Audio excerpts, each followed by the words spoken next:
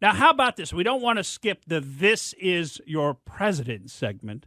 I know you're all so proud of your president, and frankly, what's not to be proud of, right? And we always love it when he tells stories and things like that. But, he's gotten into a real pattern of whispering to us for effect. I mean, we could almost call him the Biden whisperer, and he might be the only one who understands what this all means. But I'll tell you, the big question is, who is the Biden whisperer? Yeah, who is the Biden whisperer?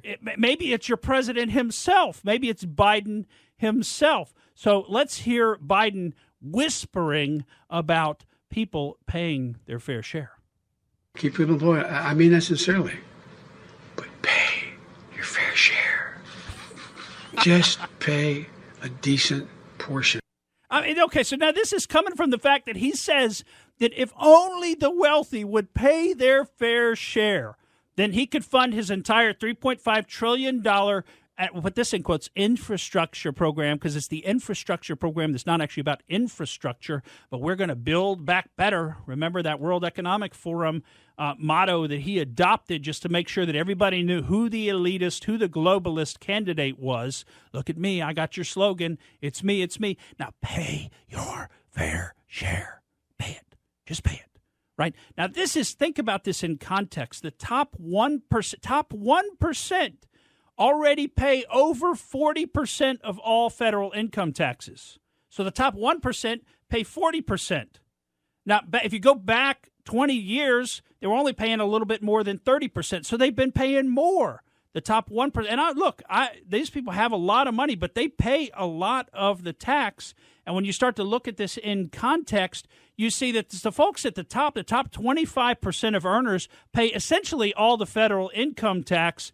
And folks at the bottom mostly get a lot more services than what they pay for. Folks in the bottom 75% of earners mostly receive a lot more from the government than what they pay for.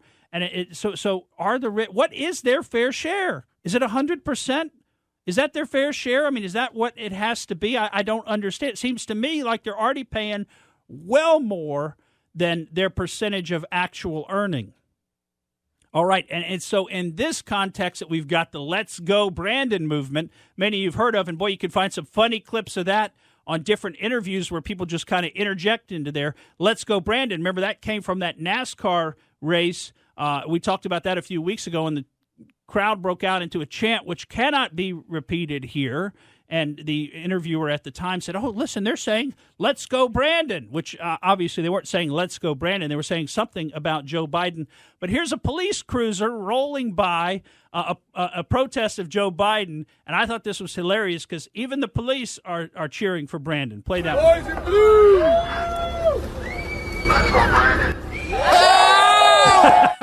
And you hear the crowd goes wild. And so that's the new thing, folks. If you're on TV and you want to throw in something subversive, you got to throw in there a Let's Go Brandon. Everybody knows what you're talking about, and everybody's loving it right now.